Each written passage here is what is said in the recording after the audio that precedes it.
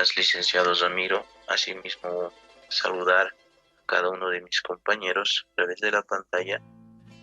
Nosotros somos el grupo 3. Estamos conformados por 8 integrantes, empezando por mi persona, José Roland de la Catari. Vamos a dar a conocer sobre la educación productiva en la escuela AIL. Como introducción tenemos que entre 1931 hasta 1940 se desarrolló en Bolivia una experiencia que se denominó la Escuela AIL de Guarizata. Esto fue sin duda una experiencia extraordinaria que llevó adelante una propuesta educativa. Así, esta propuesta educativa tenía un altísimo impacto en muchos países de la región. Asimismo, esta profunda innovación educativa, con aspecto de un fuerte trabajo comunitario, fue inculcada de un profundo espíritu emancipador. Por otro lado, le dieron a esta experiencia un lugar en la historia de la educación de nuestro continente. Asimismo, el profesor Elizardo Pérez, junto a Abelino Signani, lograron iniciar una propuesta educativa multicultural.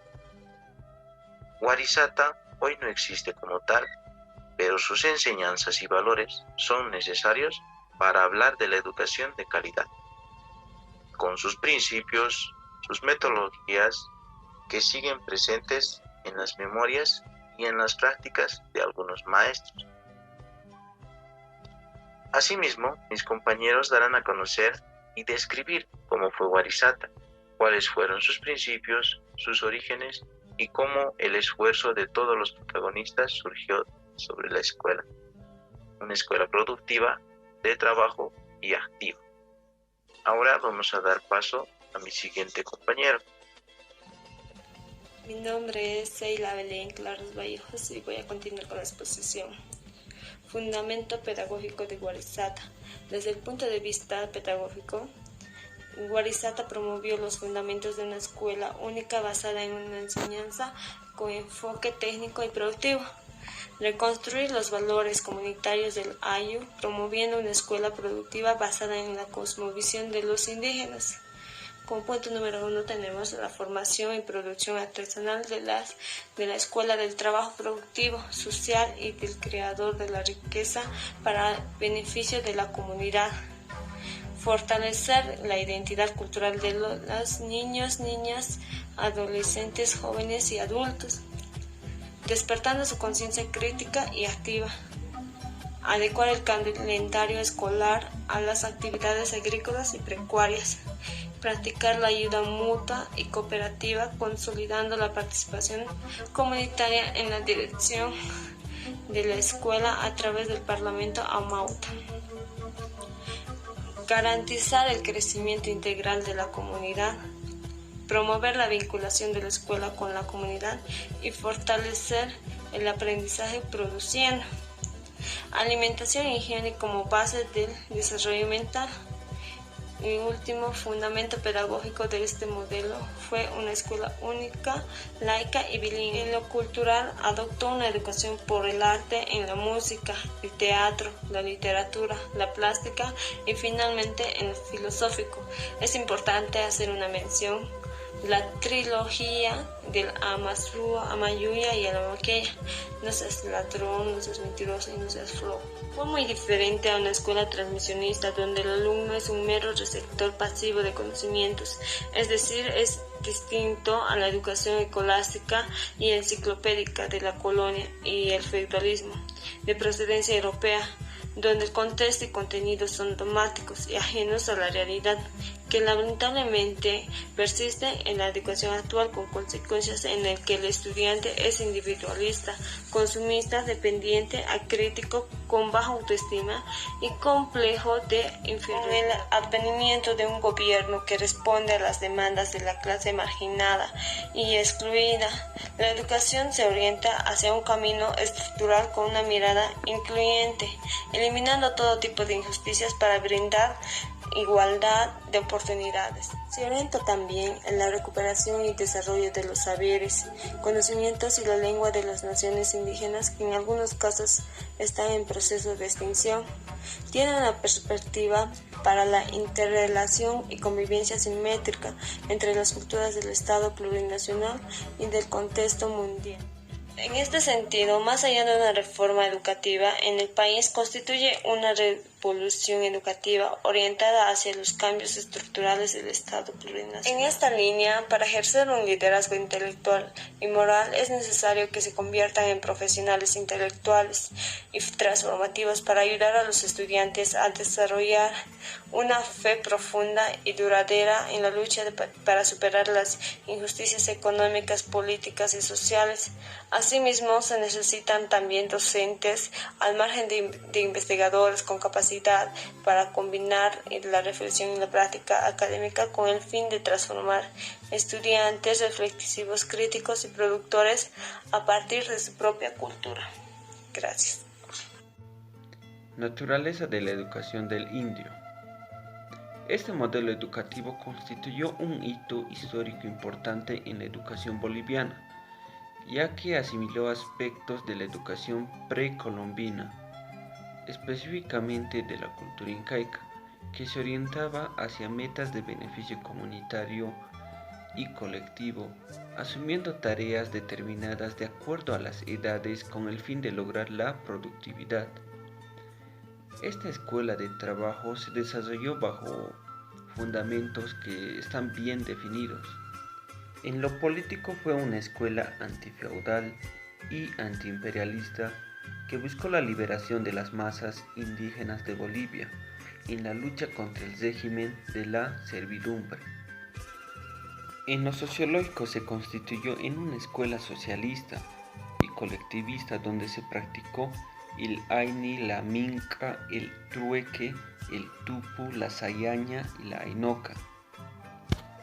El Aini era un sistema de trabajo de reciprocidad familiar entre los miembros de la comunidad, destinados a trabajos agrícolas y a las construcciones de casas.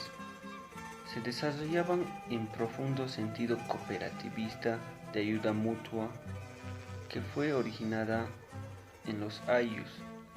La minca era el trabajo comunitario o colectivo con fines de utilidad social o de carácter recíproco, donde concurrían muchas familias portando sus propias herramientas.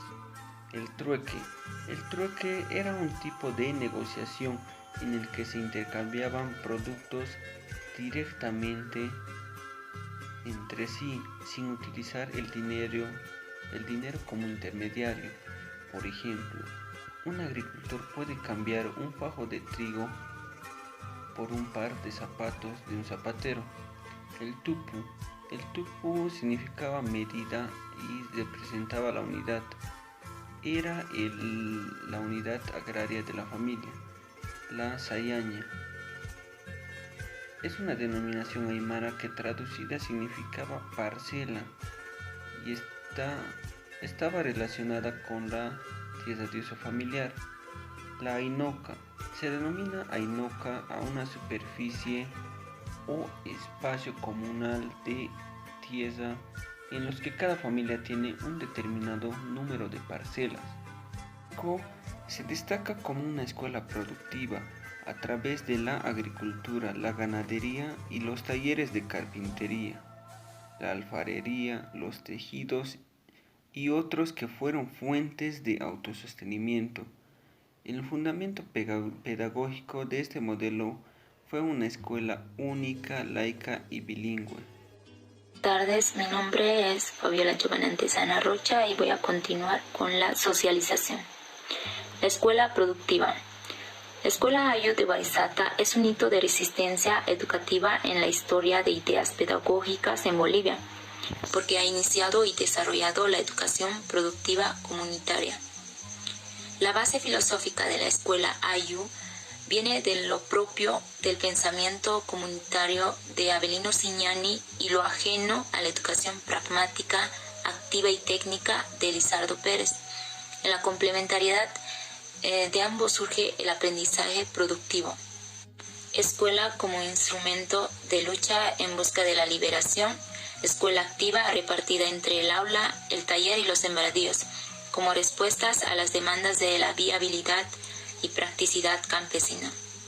Asimismo, podemos indicar que la escuela AYU ha sido considerada como una escuela integrada. Esta educación es integral porque abarca todas las formas inherentes de un organismo educativo, porque saliendo de su recinto se extiende a la comunidad en su conjunto, combinando aula, tierra y taller, lo que significa la formación de un hombre estudioso, trabajador de la tierra y capaz de producir con los recursos del medio ambiente.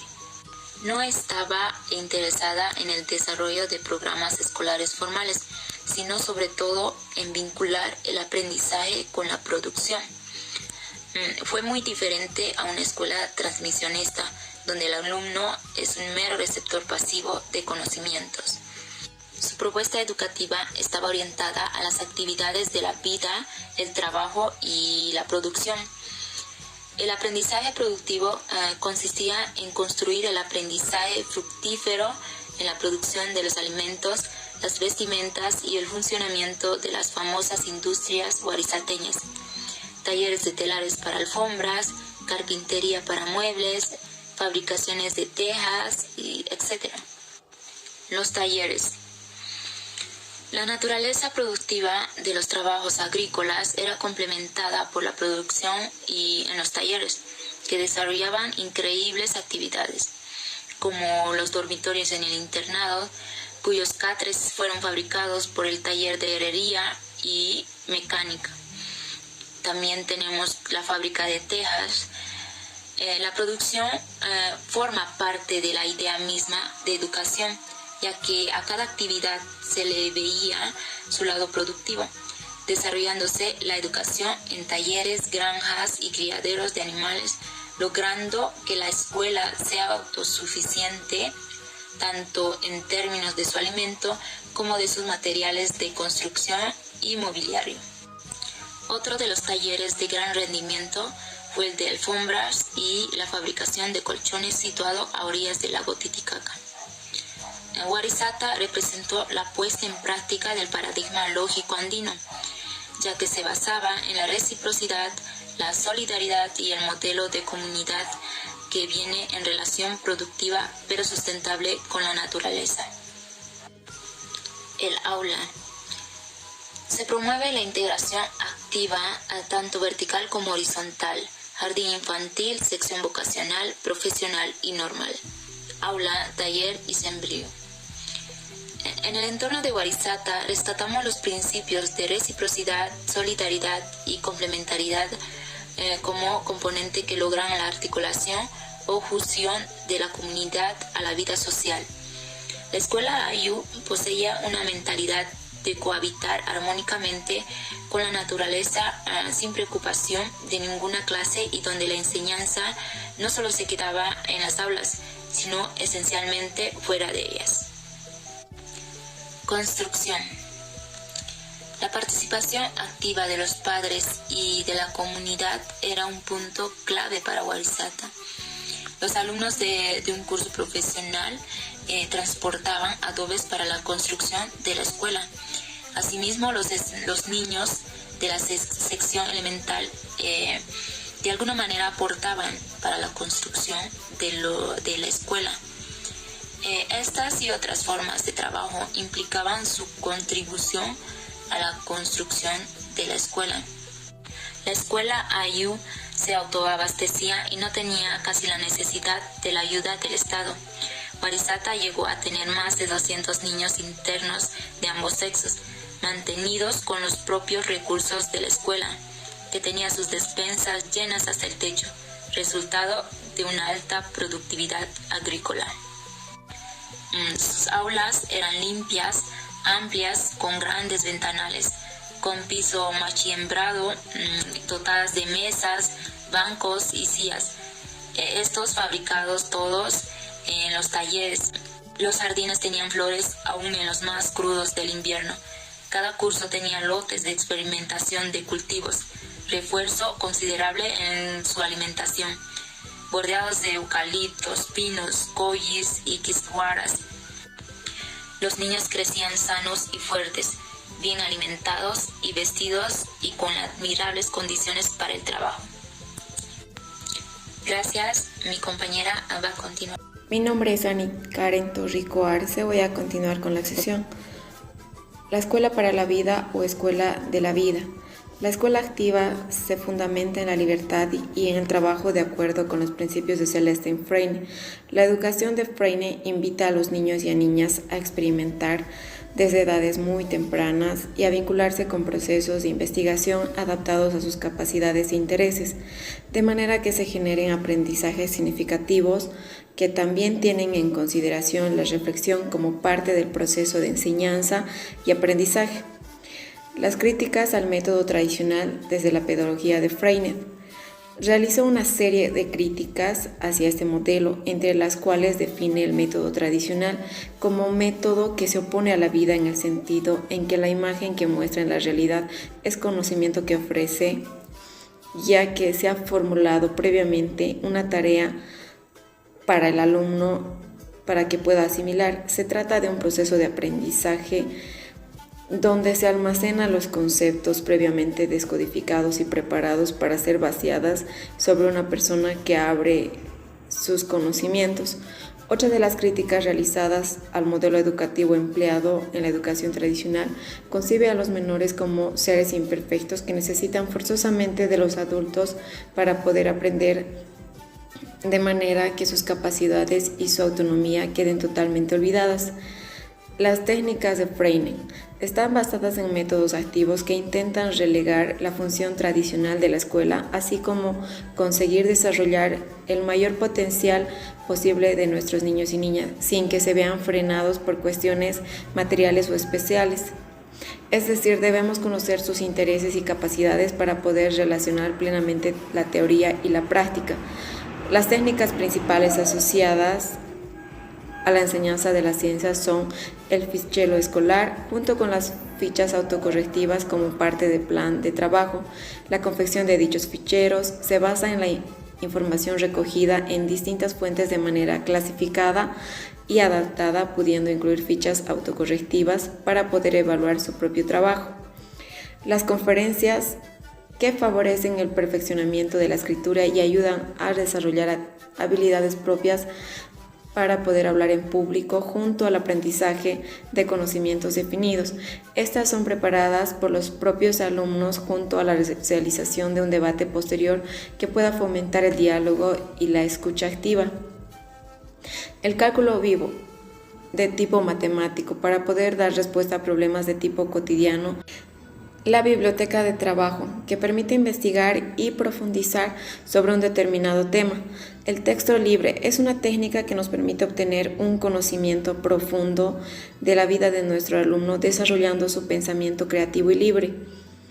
Pero no podemos olvidarnos de la investigación, que es el medio de enseñanza de las ciencias naturales, debido a que a través de la indagación y experimentación se permite al educando no solo aprender fuera de la escuela, sino también construir conocimientos partiendo de su propia vida. Todas estas técnicas buscan afianzar la motivación y la curiosidad, además de compartir el saber dentro del aula. El tanteo experimental como motor del proceso de enseñanza y aprendizaje. La pedagogía de Freine tiene la intención de crear, reforzar hábitos en el alumnado que les haga crecer curiosos y críticos ante la vida. En ese sentido, el alumnado se convierte en el centro de la escuela. El conocimiento se va construyendo a partir de la experiencia y la experimentación. Es aquí donde el tanteo experimental toma total relevancia dentro de la pedagogía de Freine. Se ha definido esta pedagogía como una pedagogía activa en la que el aprendizaje se construye de manera experiencial, se aprende para la vida y desde la vida, educando desde la libertad y respetando los ritmos e intereses individuales. Se define el proceso de tanteo experimental de la siguiente manera. En un primer momento, la mente no dirige el acto de la creación, sino después de la creación. Es donde surge la comparación, la explicación y el pensamiento. Y por tanto, la educación activa sería un proceso que propicia a cada niño el desarrollo de sus capacidades personales al máximo para poder integrarse a la sociedad y aportar lo valioso de su individualidad para transformarla. En este concepto están comprendidos dos aspectos, el de la información o introducción académica y el de la información de hábitos y actitudes con base en una escala de valores. La escuela activa es la escuela de la acción del trabajo de los alumnos guiados por el maestro. Son aquellos quienes investigan y procesan la información, responsabilizándose conjuntamente en el proceso de enseñanza y aprendizaje. Los fundamentos psicopedagógicos. El respeto a la personalidad del niño se basa en el reconocimiento y la aceptación de las diferencias individuales. La educación individualizada procura el desarrollo armónico de todas las capacidades del niño. Educación para lo social. Por medio de la interacción del grupo al que el educando pertenece, se le integra para que él pueda participar y contribuir en la modificación social a la que aspira. Desarrollo de la capacidad creadora. Fomentar la creatividad y la libre expresión dará al niño satisfacción y seguridad.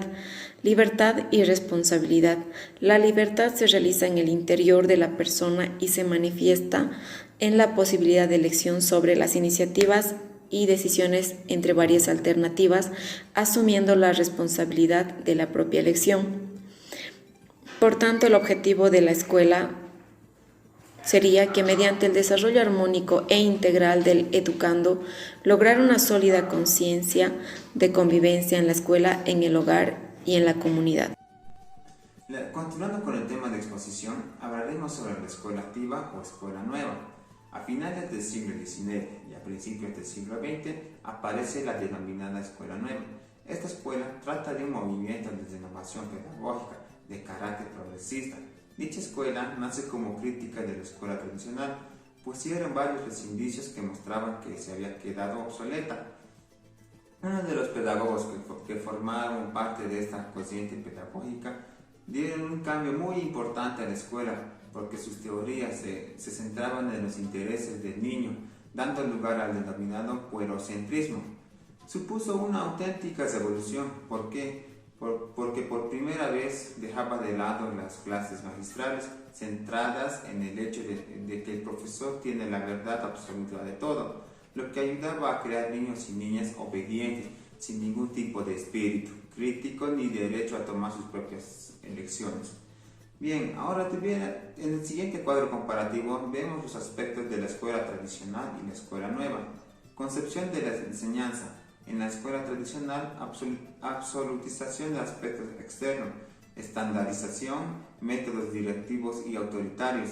En la escuela nueva, énfasis de los componentes personales, flexibilidad, métodos dinámicos y participativos. Concepción del rol del alumno, ejecutor de directivas preestablecidas, limitación de individualidad y la creatividad, autoritario, rígido y controlador. En la escuela nueva, papel activo, creador, investigador y experimentador, estímulo a la autonomía personal, flexible, espontáneo, orientador. Concepción del rol del docente, sujeto pasivo, reproductor del conocimiento, no implicado en el proceso. En la escuela nueva, sujeto activo, constructor de conocimiento, creatividad, reflexión,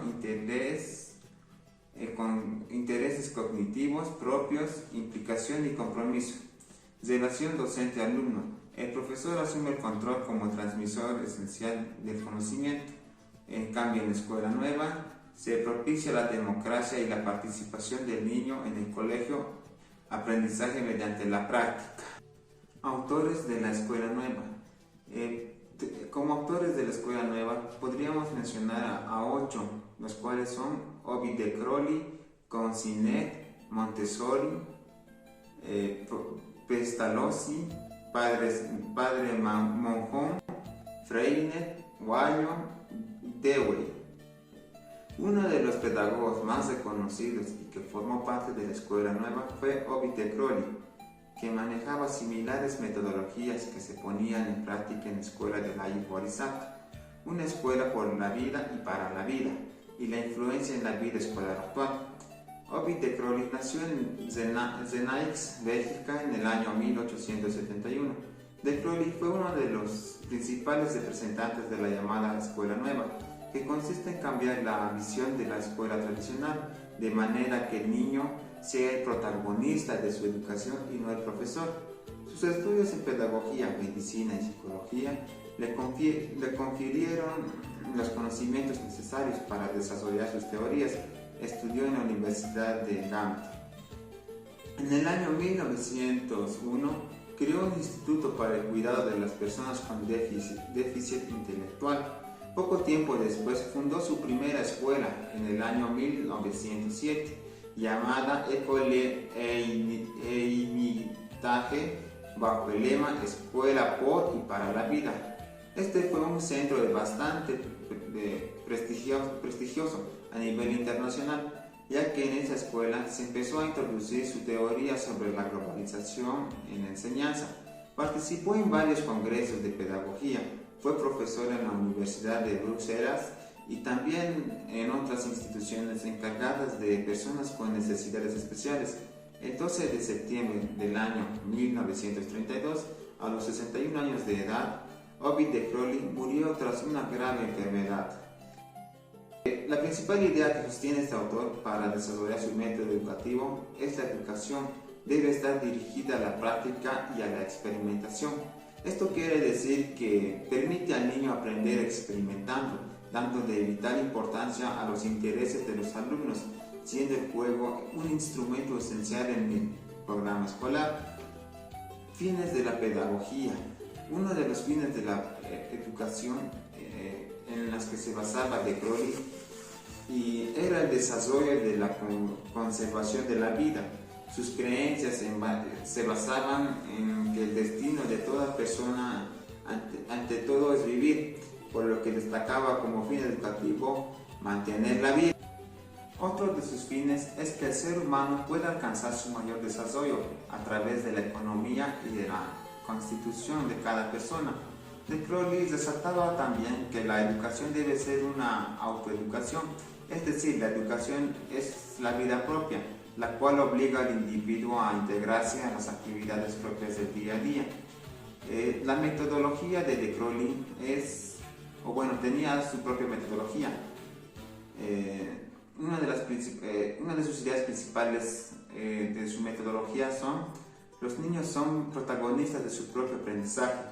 La motivación por aprender es lo más importante a la hora de impartir las clases basadas en su pedagogía. La base de su metodología es la observación, pues es la forma de saber cómo van a orientarla, en su clase. Las diferentes unidades temáticas o temas no se estudian divididas en asignaturas. Cada unidad formativa o tema se estudia en forma diferente. Las formas de estudiar cada tema adoptan un procedimiento de trabajo propio. Este tipo de enseñanza abarca todas las edades escolares, desde el parvulario hasta el bachillerato. En las escuelas de hoy en día se aplican algunos de los principios de forma general, en especial en la educación infantil. Hablo de los que se basan en los intereses y las motivaciones de los niños. Gracias. Bien, continuando con la exposición, yo les hablaré acerca de la Escuela del Trabajo, Warisata como una escuela productiva y educativa. Bien sabemos que esta experiencia ha sido muy reconocida tanto internacionalmente como en nuestro país, obviamente. Esta escuela ha sido construida por indígenas y para indígenas. El propósito de esta escuela Ayu Warisata es defender los derechos de los indios, conservar la identidad cultural y mantener los valores tales como el Aini, la Minca, el Ayu, después está el Ainugay y Sayaña. Y esto iba ligado a tierra y territorio. experiencia educativa. Esta experiencia educativa ha sido iniciada por varios indígenas, entre ellos está Santos Marcatola y Pablo Zárate Vilca. Y a estos le siguen, ¿no?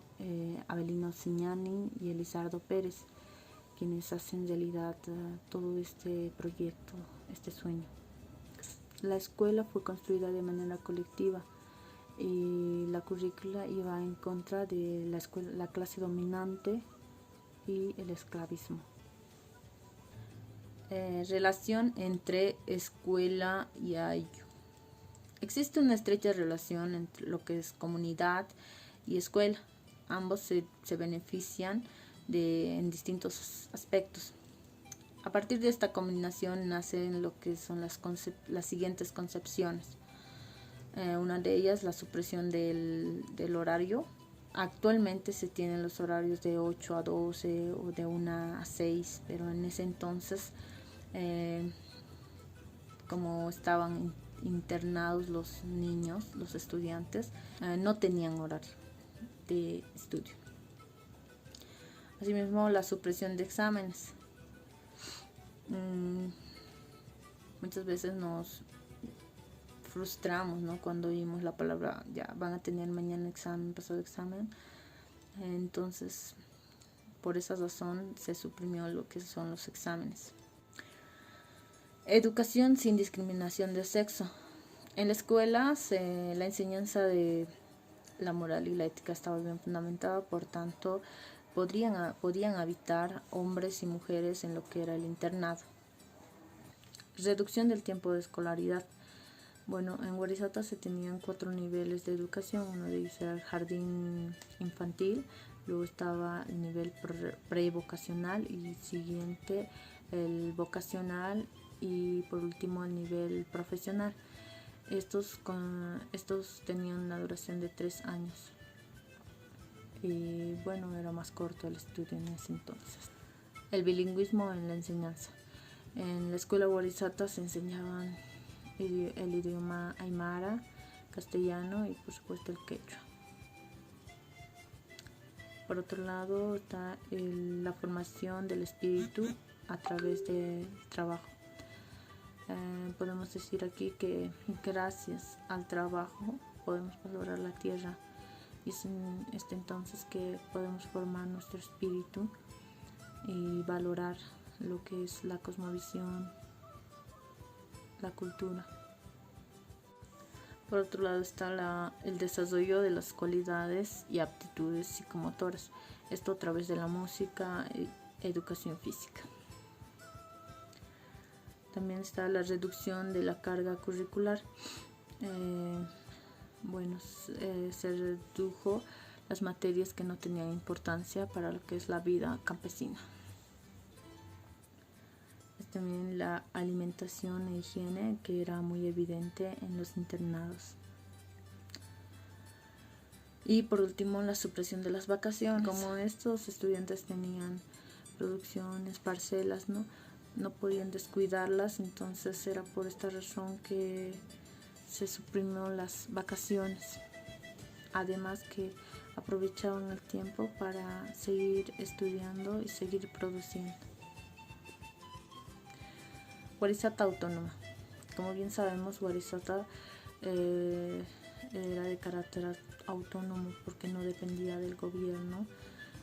Más al contrario, ellos producían sus cosas y con eso mismo se solventaban. Tanto en alimentos, sembraban sus verduras y cosechaban. Así también en cuanto a la construcción, hicieron sus propias tejas, los bloques, con apoyo de la comunidad. Al mismo tiempo produjeron en los talleres lo que son los telares, las alfombras, las sillas, las camas donde descansaban. Warisata también era de carácter de arduo trabajo, pero no obstante los estudiantes Warisata también era de carácter de arduo trabajo. No obstante, los estudiantes estaban preparados para ello, estaban bien alimentados Y esto, bueno, iba en beneficio para estos estudiantes porque no solo aprendían a leer y a escribir, sino también a poder trabajar y vivir bien. Gracias. Bueno, seguidamente vamos a hablar lo que es la escuela productiva. Bueno, toda filosofía no surge de forma acabada en la conciencia del hombre, sino que experimenta un crecimiento natural e histórico avanzado hacia la madurez. ¿Qué experimenta la filosofía? Experimentan cambios y alteraciones, avances y retrocesos, y con esta orientación la escuela ha ido desarrollando las ideas filosóficas con tal de que estas pueden sustentar una política educativa en el país, y para eso Warisata se fundó para el provecho de todos.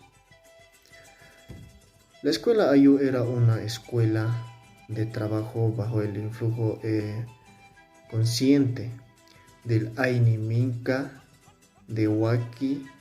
La escuela ayudaba a la Taika, escuela madre. Esta se fue orientando en el trabajo y producción con nuevos procesos de aprendizaje, con las ideas filosóficas del amor al trabajo.